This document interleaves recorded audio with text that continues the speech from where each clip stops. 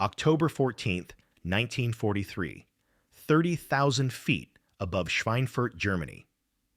Sergeant James Murphy stands at his waist gun position aboard the B-17 Hell's Angel, his hands frozen to the 50 caliber machine gun.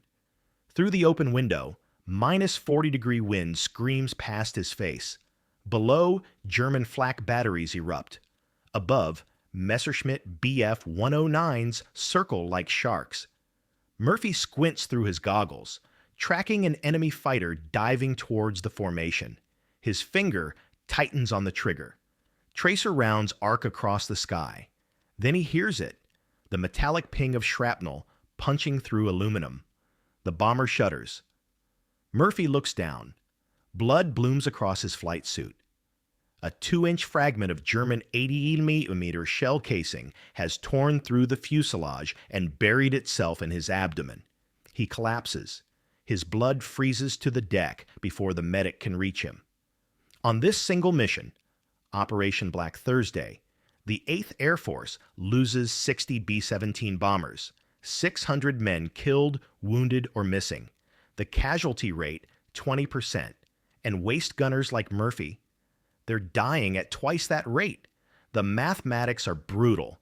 Of 2,900 crewmen who departed England that morning, 594 never return. Another 48 come home wounded. The 8th Air Force is hemorrhaging men faster than training schools can replace them. By October 1943, the average bomber crew has an 11-mission life expectancy. Only 25% complete their required 25-mission tour. 75% die, get captured, or sustain injuries so severe they'll never fly again. Waist gunners suffer the highest casualties of any position, 36% killed, 69% wounded. Standing exposed at open windows, wearing nothing but leather flight suits, they're human targets for flak fragments traveling at 3,000 feet per second. General Ira Eaker, commander of the 8th Air Force, stares at the casualty reports in his headquarters at RAF Dawes Hill. The numbers are unsustainable. At this rate, the strategic bombing campaign will collapse before Germany does. But what General Eaker doesn't know, what nobody at 8th Air Force headquarters knows, is that 600 miles away in London, one surgeon has been conducting unauthorized experiments in a basement workshop. Experiments the Pentagon has already rejected. Experiments senior officers have called impossible, impractical, and suicidal. This surgeon has no engineering degree, no metallurgy training, no authorization from Washington. He's about to save 5,000 lives anyway. Rewind to September 1942, RAF Dawes Hill, England. Colonel Malcolm Cummings Grow walks through a field hospital tent, stepping over puddles of blood and discarded bandages, row after row of stretchers. American boys with 22-year-old faces and 70-year-old wounds.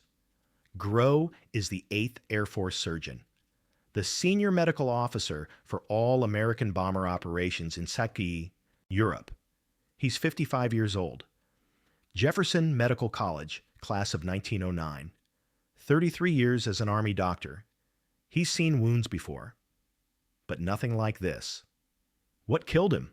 Grow asks a nurse, standing over a dead waist gunner. Flak fragment, sir, size of a $50, entered through the back, severed the aorta. Grow examines the boy's flight suit. There's a hole the size of a fist where the shell fragment punched through. The suit itself stopped nothing. Might as well have been wearing a bathrobe. He moves to the next stretcher, ball turret gunner, alive barely. 7 shell fragments in his legs and torso. The next stretcher, pilot, fragment through the chest. The pattern repeats across 40 beds. Grow starts documenting everything. Entry wounds, fragment sizes, penetration depths. Over the next month, he treats 213 wounded airmen. His analysis reveals a shocking truth. 74% of all injuries are caused not by bullets, but by low-velocity flak fragments, chunks of exploded German anti-aircraft shells. These fragments aren't traveling fast enough to penetrate thick steel. They're moving at 300 to 200 feet per second, slow enough that even thin armor could stop them. But American bombers carry almost no crew protection. Some pilots have lightweight steel plates behind their seats. That's it. Gunners stand completely exposed. Grow takes his findings to Colonel Curtis LeMay, commanding officer of the 305th Bomb Group. "We need body armor," Grow says. LeMay leans back in his chair. "The Brits tried that already. Too heavy. Restricts movement. Crews won't wear it. These men are dying from wounds we could prevent. Doctor, I've got enough problems. Fighter escorts can't reach our targets. German interceptors are tearing us apart.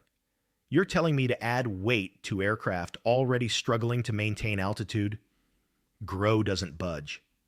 36% of waist gunners are killed by flak, 69% wounded. We could cut those numbers in half. LeMay studies him. "Show me something that works, and I'll consider it." It's not authorization. It's not funding. But it's not a no. Grow leaves the meeting knowing he's on his own. The problem facing Grow is enormous. The Army Ordnance Department has already rejected body armor proposals multiple times. Too heavy. Too expensive. Degrades mobility. Previous attempts using solid steel plates weighed 40 pounds. Impossible for gunners who need to move quickly, operate heavy machine guns, and bail out if hit. The British Royal Air Force has developed some body armor, but their designs don't fit American bomber positions. And the Pentagon won't officially requisition any protective equipment until someone proves it works in combat. It's a perfect bureaucratic catch-22. Can't test armor without authorization. Can't get authorization without test results. Meanwhile, every day Grow walks through that field. Hospital, more boys arrive on stretchers. The casualty reports stack higher. The numbers grow worse. August 17th, 1943. First Schweinfurt raid. 60 bombers lost. September 6th, 1943. Stuttgart raid. 45 bombers lost. October 8th, 1943. Bremen raid. 30 bombers lost. October 10th, 1943. Münster raid. 30 bombers lost. The 8th Air Force is bleeding out. Expert consensus says body armor can't work. The Pentagon says it's not feasible. Senior commanders say focus on firepower, not protection. But Colonel Malcolm Grow, a doctor who's never designed armor in his life, thinks they're all wrong. Malcolm Grow is not a weapons expert. He's a doctor, born 1887 in Annapolis, Maryland. Philadelphia Central High School, Jefferson Medical College. His specialty, surgery and internal medicine. Before the war, he served as chief flight surgeon of the Army Air Corps, developing oxygen systems and high-altitude medical protocols. He has zero training in engineering, zero training in metallurgy, zero training in armor design. But he has something more valuable.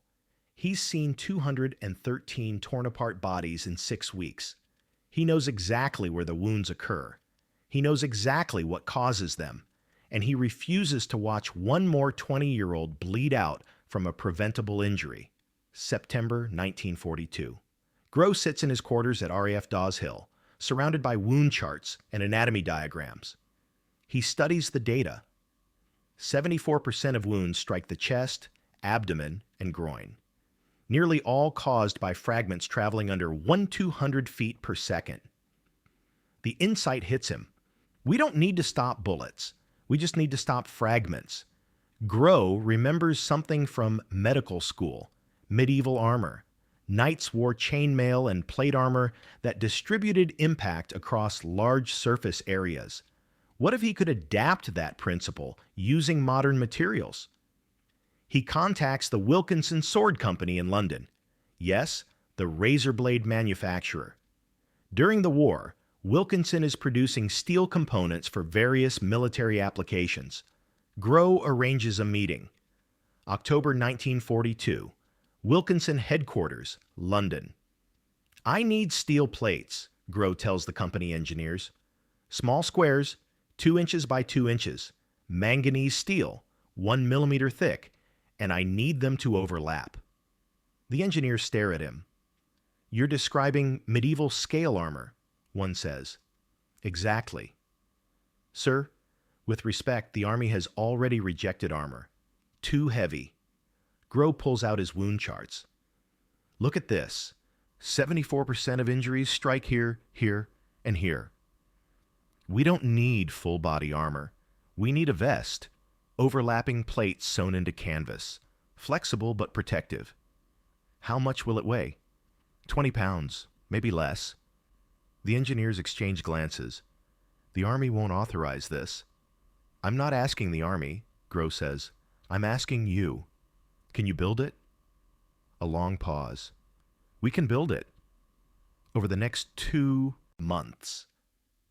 Grow and Wilkinson engineers develop a prototype. The design is ingenious. Hundreds of 2-inch manganese steel squares, overlapping like fish scales, sewn into pockets of heavy canvas duck cloth. The vest splits into front and back panels connected by shoulder straps. It flexes with body movement, but provides solid protection against fragments. The final weight, 13 pounds for seated crew positions, 25 pounds for standing waist gunners, who receive additional coverage. Grow adds an apron, the M3 flak apron, that hangs from the waist to protect the groin and abdomen. Total weight, 38 pounds of protection for the body's most vulnerable areas. In December 1942, the first prototype is complete. Grow holds it in his hands, canvas the color of dried mud, steel plates clinking softly inside. It looks medieval. Crude, like something cobbled together in a blacksmith shop.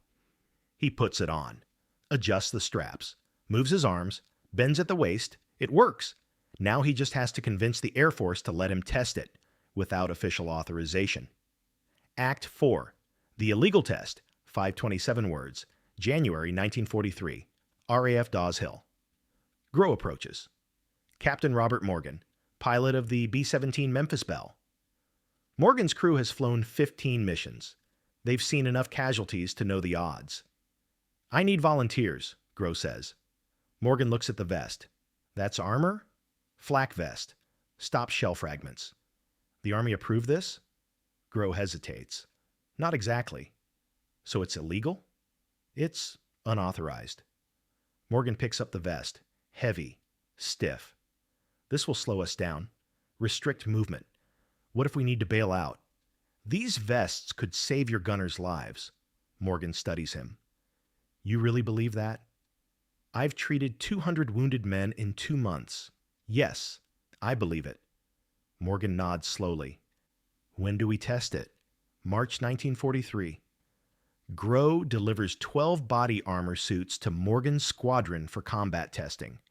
The vests go to waist gunners, the positions suffering the highest casualties. The crews are skeptical. Gunners complain about the weight, the restricted movement. One sergeant calls it a steel straitjacket.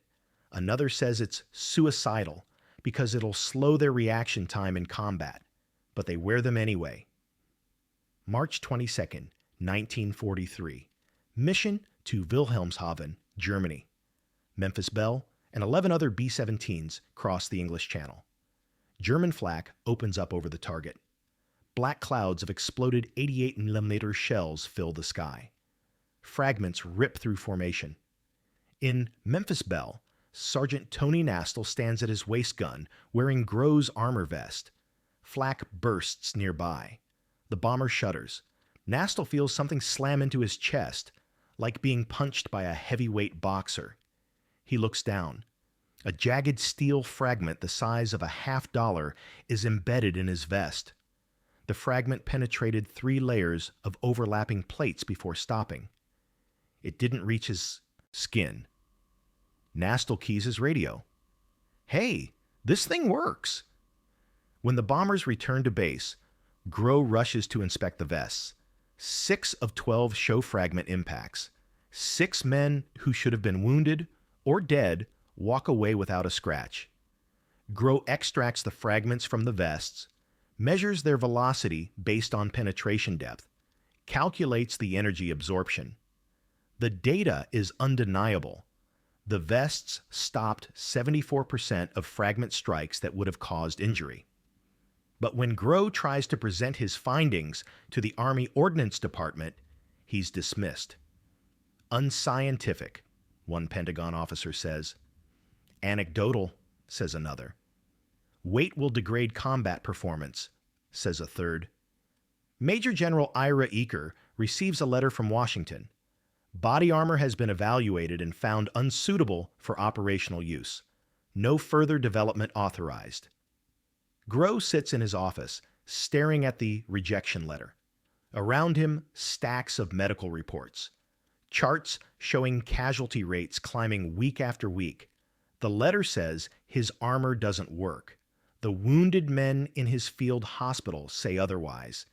He makes a decision. If the Pentagon won't authorize production, he'll find another way. He contacts the Wilkinson Sword Company. I need 200 more vests, immediately. Colonel, do you have authorization? No. Sir, we can't manufacture military equipment without. Bill it to my medical supplies budget. Call them protective medical garments. A long pause. Understood, sir.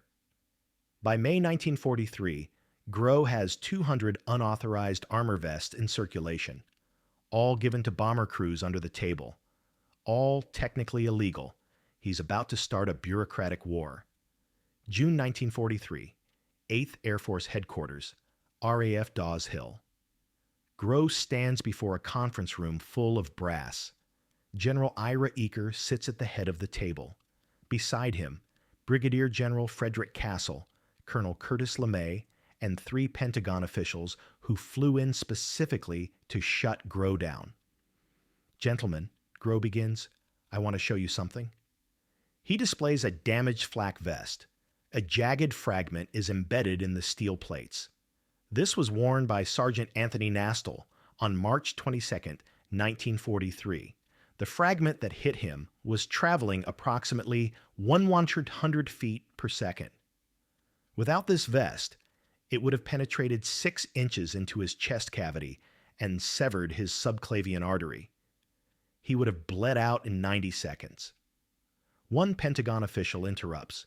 Colonel Grow, the Army Ordnance Department has already determined that body armor is too heavy, Grow cuts in. Yes, I read your report. The 50-pound solid steel plate design you evaluated. Of course, that's impractical. This vest weighs 13 pounds. Our analysis shows.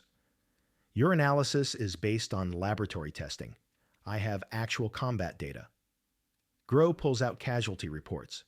From March through May, 200 vests deployed. 47 fragment strikes documented. 41 stopped completely. 6 partial penetrations causing minor wounds. 0 fatalities among armored personnel. The room falls silent. Compared to unarmored personnel in the same squadrons, Grow continues, casualty rates dropped from 36% killed and 69% wounded to 18% killed and 13% wounded. That's a 50% reduction in fatalities, General Eaker says quietly. Crews that never came home. No, Eaker says. Sir? Colonel Grow isn't being relieved. He's being commended. Eaker stands. The 8th Air Force is adopting body armor as standard equipment, effective immediately. I want every bomber crew outfitted within 60 days. General, the War Department hasn't authorized. Then the War Department can court-martial me too, Eaker says.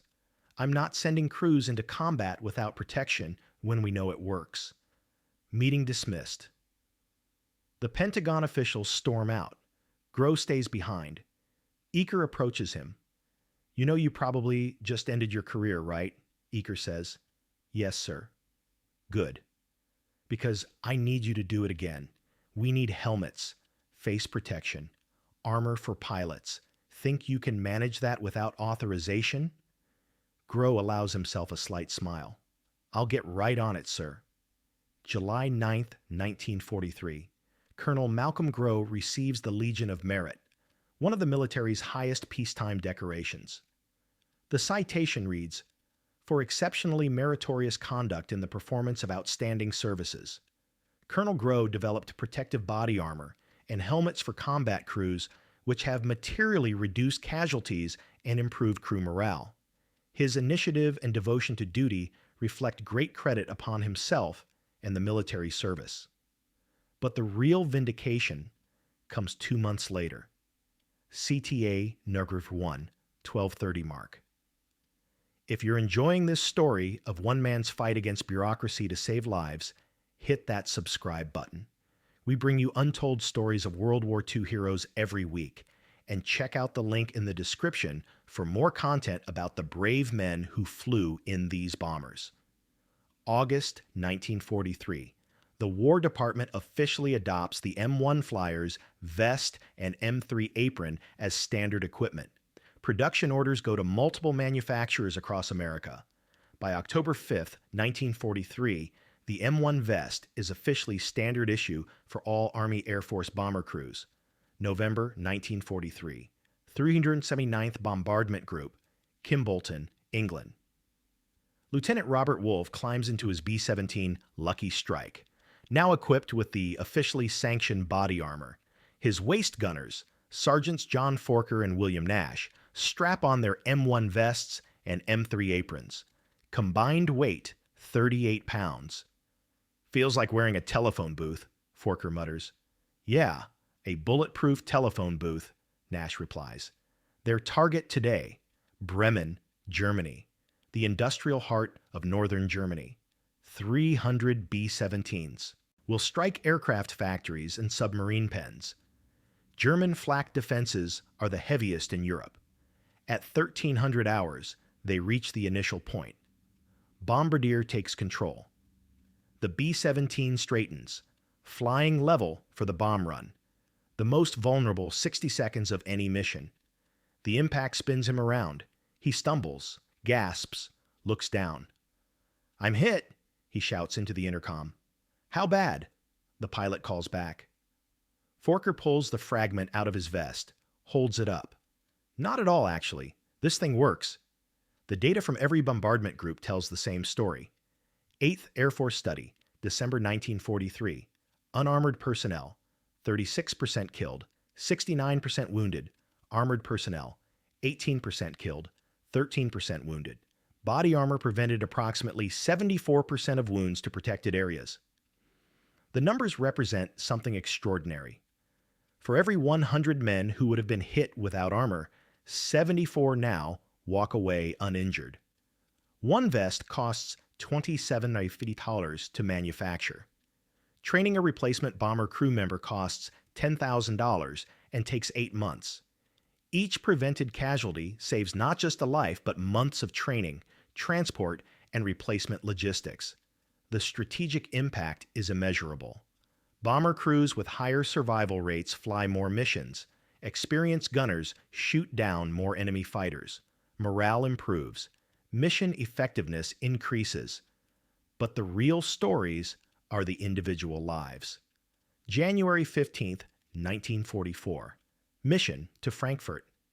Staff Sergeant Harold Miller, ball turret gunner on the B-17 Miss Wachita, takes a direct flak hit to his back while rotating his turret. The fragment penetrates the aircraft skin and his flight suit. It impacts his M1 vest with enough force to crack 2 ribs, but it doesn't penetrate his chest cavity. Miller completes the mission. The pain is excruciating, but he survives. 2 weeks later, he's back in his turret, flying another mission. March 6, 1944. Mission to Berlin. The Lucille ball takes heavy flak over the target. 6 fragments strike the bomber. 3 hit crew members wearing armor. All 3 walk away. Technical Sergeant Robert O'Brien later writes in his diary, "The vest saved my life today. Fragment hit me square in the chest. Felt like a mule kicked me. But I'm writing this, so I guess it worked." April 11th, 1944. Mission to Rostock. Second Lieutenant Frank Hayes, navigator on Hell's Bell, takes a fragment to the abdomen. His M3 apron stops it. The fragment doesn't even bruise him. When Hayes returns to base, he carries the flattened fragment in his pocket for the rest of the war. Lucky charm. By D-Day, June 6, 1944, body armor is standard equipment throughout the 8th and 9th Air Forces. Over 200,000 vests are in circulation. The casualty rates that seemed unstoppable in 1943 have been cut nearly in half. But Groh's innovation doesn't just save American lives, it changes how the Luftwaffe fights. German pilot reports from late 1943 begin noting something unusual. American bomber gunners are surviving hits that should be fatal. Oberleutnant Franz Huber, Jagdgeschwader 53, Interrogation Report, January 1944. We noticed the Amerikaner gunners were harder to kill. We would see fragments hit them, direct hits, but they kept firing. At first, we thought it was their determination. Then, we learned they had armor. It changed our tactics. We had to target the aircraft itself, not just the crew. The psychological impact on German fighter pilots is significant. Knowing American gunners can survive hits previously considered lethal affects attack approaches. Luftwaffe pilots must close to shorter range, expose themselves to defensive fire longer, or use heavier caliber weapons, all of which increases American bomber survivability. CTA NER 2, 1830 mark. These stories of survival are only possible because one doctor refused to take no for an answer. If you want to hear more untold stories from World War II, hit that notification bell so you never miss an episode. And share this video with anyone who needs to hear about the power of one person's determination to make a difference. By war's end, the statistics are undeniable. 338,980 M1 vests produced over 300,000 deployed to combat theaters. Estimated 5,000 plus lives saved from fatal wounds, 12,000 plus. Serious injuries prevented, tens of thousands of minor wounds avoided. The Army Air Force Medical Service conducts a comprehensive study in 1945. Their conclusion: body armor reduced combat fatalities from torso wounds by approximately 60% and serious injuries by approximately 70% among protected personnel. No single piece of defensive equipment developed during the war had a greater impact on aircrew survival. 5,000 men who should have died in the skies over Europe came home because one doctor refused to accept that protecting them was impossible. 5,000 men who married, had children, built careers, lived full lives. All because Malcolm Groh built something the Army said couldn't be done. May 8, 1945. Victory in Europe. Colonel Malcolm Groh stands in his office at 8th Air Force Headquarters, now littered with commendations, thank you letters, and photographs. On his desk, a damaged M1 vest. Mounted on his wall, the fragment it stopped. The fragment that would have killed Sergeant Anthony Nastel in March 1943. Groh is 62 years old now, tired, ready to retire. Then, a young lieutenant enters carrying a letter. "Sir, this just arrived. Thought you'd want to see it." Groh opens the envelope. Inside, a handwritten note from a former bomber crew member. "Colonel Groh, you don't know me. I was a waist gunner on Miss Donna May. On April 19th, 1944, flak hit my vest over Hamburg. The armor stopped it. I came home. I got married last month. My wife is pregnant. I'm going to be a father. I wanted you to know, my son will have a father because of you. Thank you for not giving up." The letter isn't signed. Groh will never know who sent it, but in his desk drawer, he has 127 other letters just like it. After the war, Groh becomes the first Surgeon General of the newly independent United States Air Force, serving from July 1949 to November 1949. He retires as a Major General, but he never speaks publicly about the body armor program. "I just did my job," he tells reporters who ask. "Other men did the fighting." He dies in 1960, largely forgotten outside military medical circles. But his legacy lives forever. The M1 flak vest becomes the template for all modern military body armor. The principles Grow pioneered, overlapping plates, flexible protection, targeted coverage of vital areas, are found in every bulletproof vest worn by soldiers, police officers, and security personnel today. In 1947, the veterans of the 8th Air Force held their first reunion.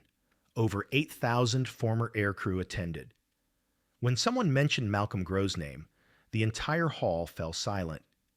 Then, slowly, men began standing, row after row, table after table. Within 2 minutes, every man in the room was on his feet. They weren't applauding. They were standing at attention, saluting a man who wasn't present, a doctor who saved thousands of lives by doing something everyone said was impossible. One veteran later recalled, "We stood there for 5 full minutes. Nobody said a word. We just stood, because we knew." Without Colonel Grough, half of us wouldn't have been in that room. The moral lesson of Malcolm Grough's story is simple and profound. Sometimes the experts are wrong. Sometimes the bureaucracy is wrong. Sometimes the conventional wisdom is wrong. And sometimes, not often, but sometimes, one person with the courage to ignore all of them can change the world. Malcolm Grough wasn't an engineer. He wasn't a weapons expert. He wasn't a metallurgist or armor designer. He was a doctor who refused to watch young men die from preventable wounds, who trusted his own observations over institutional inertia, who risked his career to do what he knew was right. 5,000 men came home because he did. Their children exist because he did. Their grandchildren exist because he did. Today, somewhere in America, there are people living full lives who owe their entire existence to a doctor who broke the rules in 1942. They'll never know it. But Malcolm Grough did his job anyway. That's heroism.